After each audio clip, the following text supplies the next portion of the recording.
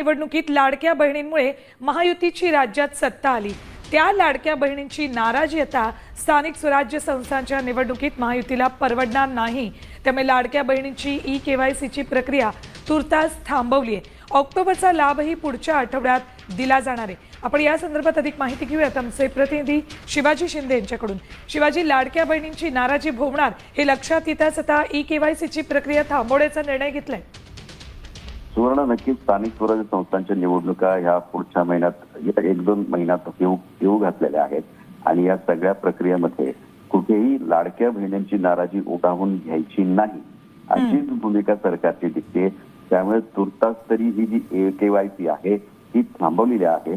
आपल्याला माहिती आहे गेल्या 3-4 महिन्यापासून लाडक्या बहिणींचा लाभ अनेक बोगस लोकांनी घेतलेला आहे।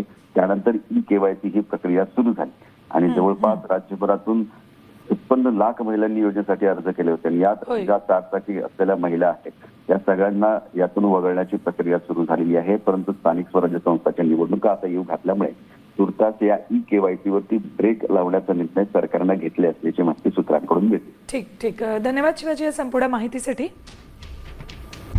आता e-sakal.com